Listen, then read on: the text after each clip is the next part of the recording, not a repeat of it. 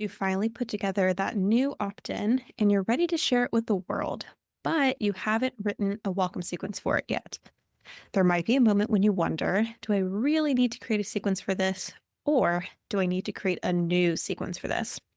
Be warned, after this episode, you might wish you had written a welcome sequence a lot sooner.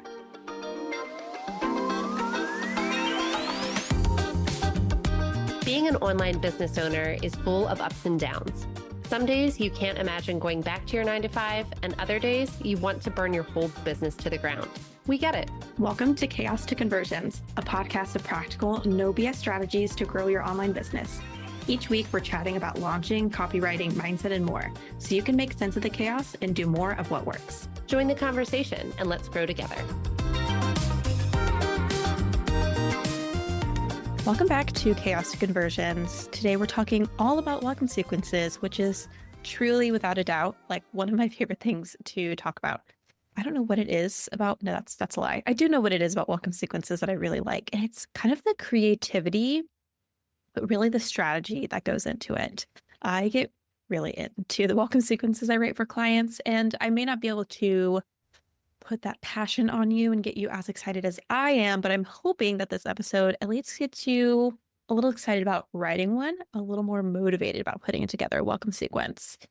If you're listening to this and you already have a welcome sequence in place, and maybe you're thinking, I don't know if I need a new welcome sequence, I don't know if I need to update the one that I have, I still think this is a worthwhile episode to listen to. I think the majority of people who are listening to this podcast probably know they need a welcome sequence, but there's some other kind of more minute questions that go into that. So I'm going to address those things today. And if I miss one of your welcome sequence questions, please reach out to me on Instagram and we can chat about it. I want to start with kind of the why of why welcome sequences are essential, particularly why they are essential to turning subscribers into buyers. I like to kind of use this as an example. When I have a lot of clients come to me and they say, oh, my open rates aren't where I want them to be. Is it my subject lines? And my answer is always yes and no. Yes, your subject lines do play a role in people opening your emails and making sure that you have good open rates. There's also some tech that we can't quite control that also impact our open rates.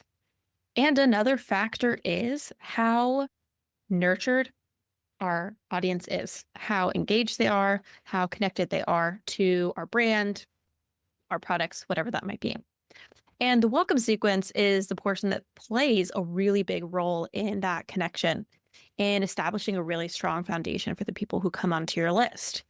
I want you to think about the people who you're opening consistently, maybe not every single time, but you're consistently engaging with their emails each week or several times a month.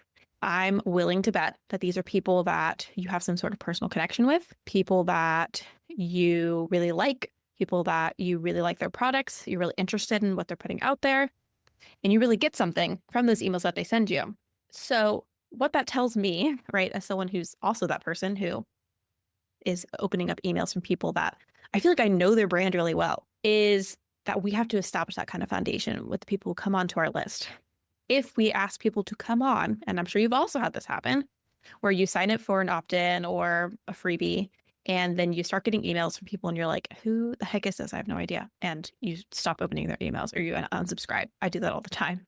And that's because for whatever reason, we didn't connect while they were sending out their welcome sequence. Maybe they didn't send one. Maybe we signed up for a bunch of things at one time. And so it just got kind of lost in the shuffle. The point being, welcome sequences are the way to build that strong foundation so that when we show up in the inbox, someone goes, oh, I know that person. I know what they do. And I'm interested. So that's the essential part there. Another really big question that I get about welcome sequences is, do I need a unique sequence for each of my opt-ins? Or I'll also say points of entry, because we don't always just have welcome sequences for opt-ins or freebies, lead magnets, whatever you want to call them. But maybe you have like a coupon code on your website and there's a sequence that someone's going through that's kind of bringing them onto your list. Maybe they're signing up for a wait list for something. So I'm also going to use the phrase point of entry. A welcome sequence or nurture sequence can also come through those areas. But do we need to have different ones? If we're trying to establish this really strong foundation, should they be unique then? And this is where people don't always love my answer, because yes, I do believe that separate, very hyper-specific welcome sequences perform the best. When people come to me and they hire me to write their welcome sequences, at least once or twice a year, I have someone who wants me to write a general sequence for them. And I'm not opposed to doing that. I will write general sequences for people, but I always preface by saying you're not going to see the exact same results that you would see with a really specific sequence. That's just point blank. And it's true. Every time I come back for the 3-month mark and we look at their sequences that are really specific to that point of entry, to the freebie that they grabbed, to the lead magnet, the results, the data, the metrics is always way higher. And I think that it's pretty obvious why. When I know why someone came onto my list, where they entered, I can make some assumptions about them based on what I know. So for example, if someone downloads my Airtable content planner, I know something that they might be struggling with, contemplating, right? They need a place to content plan. Maybe they're struggling with getting their ideas down, keeping up with it, being consistent. And so I can talk about those things inside of my welcome sequence. I can offer them specific offers, long form content. I can send them additional places to help them with those problems and to help them create whatever transformation that they might want, which is, for example, getting consistent with their content. However, if I just had one general welcome sequence that I sent all of my subscribers to, it's going to be a lot harder to guess why they come in because, again, I have my content planning freebie. I have a freebie on creating a lead magnet. I have wait lists that I bring people in. And if I send them all to the same place, well, I don't know why they're here because someone wanting help with their freebie is very different than someone wanting help with content planning. Doesn't mean that they may not share some of the same struggles, but I'm going to really be taking a stab at the dark to figure out if that's what they need. So therefore, it's a lot harder for me to nurture them. It's a lot harder for me to establish that really good solid foundation that makes them a really engaged subscriber. You see where I'm going with that? So if you're someone, especially talking to those in the teacherpreneur space, who has like 1,000,001 lead magnets, my teacher clients love their lead magnets. No shame, but they do love them. And so you're like, I can't possibly write an individual welcome sequence for all of those lead magnets, Branda. That would take me the entire year. That's all I would do. Totally understand. What I want you to do is make sure that you're updating your general welcome sequence at least once, maybe twice a year, looking at your stats. And then I want you to pick 3 of your top performing lead magnets or your top performing points of entry and create hyper-specific welcome sequences for those.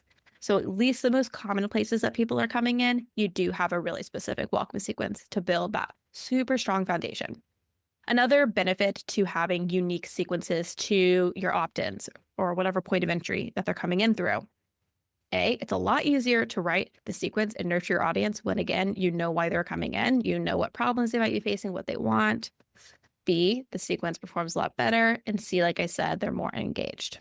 Let's also talk about another really big benefit of welcome sequences and another reason why they're so important. And I really feel that people should have welcome sequences built into their email marketing, and that is the stats. There are some stats you can find online about welcome sequences and nurture sequences.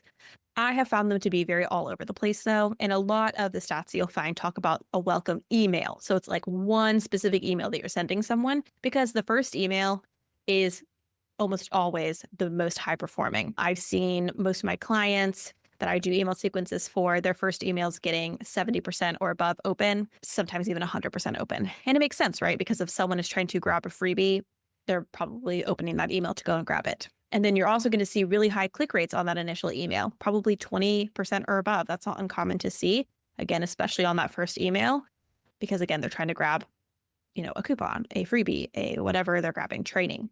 So kind of backtracking.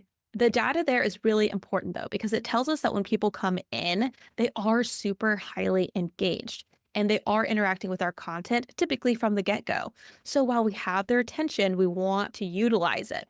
Sometimes when I sign up to people's freebies, because sometimes I'm nosy and I just want to see what's going on in the back end with some of my clients or people that I'm just like kind of scoping out, not like a weird way, but I'm just like interested in their business. I'll go in and I'll sign up for a freebie and then I'll get an email. And it's like this welcome email. It's like, welcome in. Here's your freebie. See you later. And that's it. That's the end of it all. There's no introduction.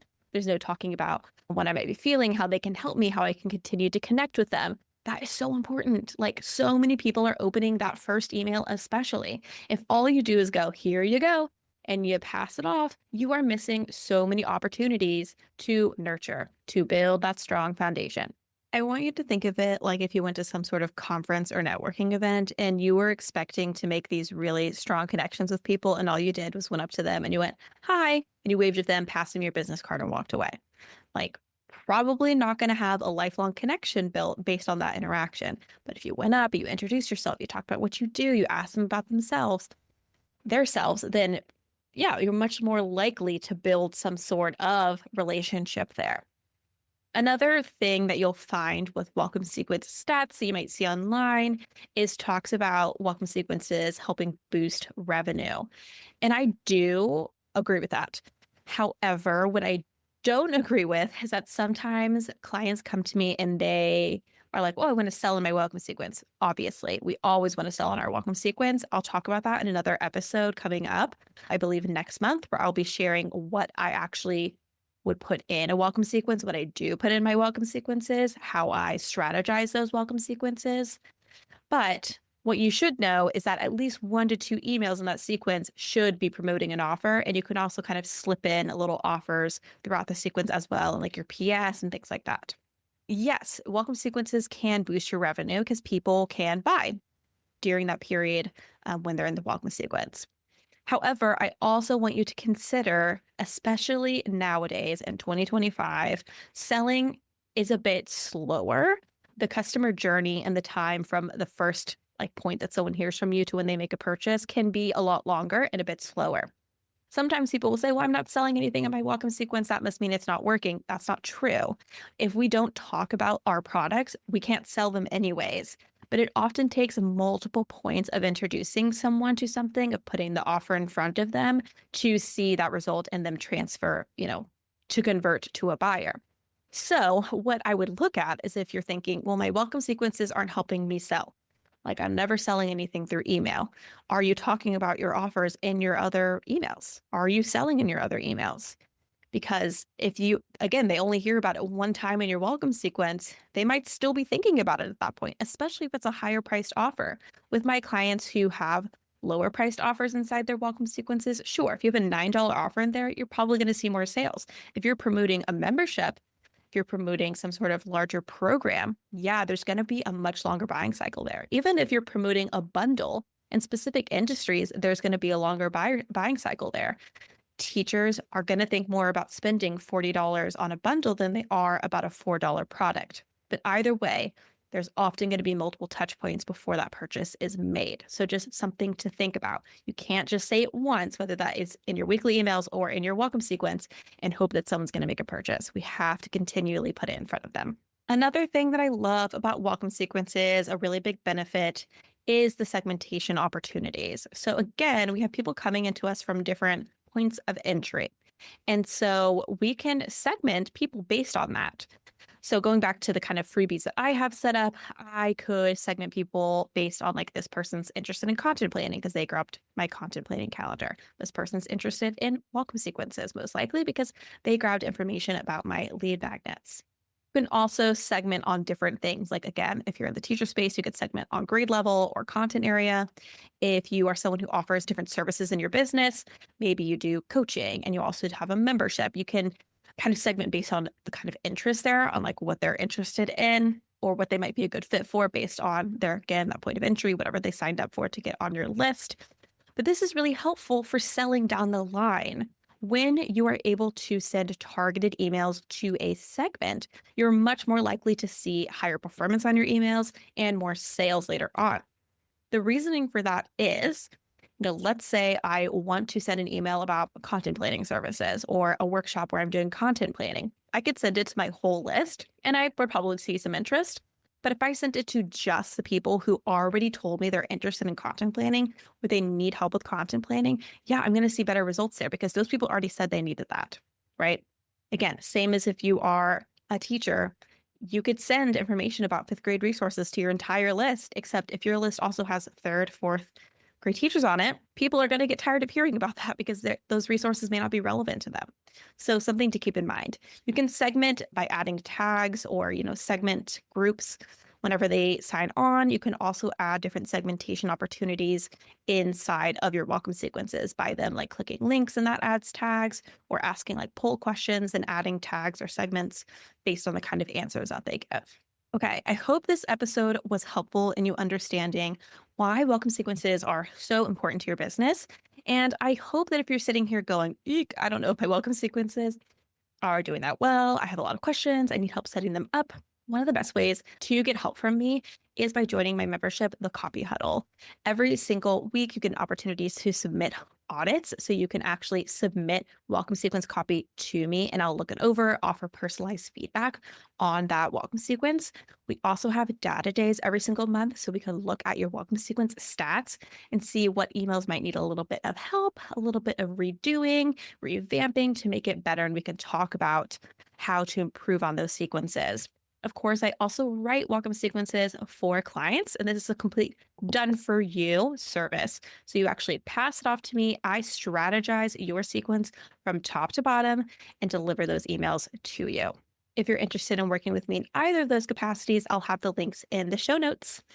Last thing I'll mention is, again, that lead magnet freebie. Inside of that freebie, which I'll again link in the show notes, does include information about creating a welcome sequence. It's the 4 types of emails I recommend including in your welcome sequence, and I'll have some more information about that in an upcoming episode as well.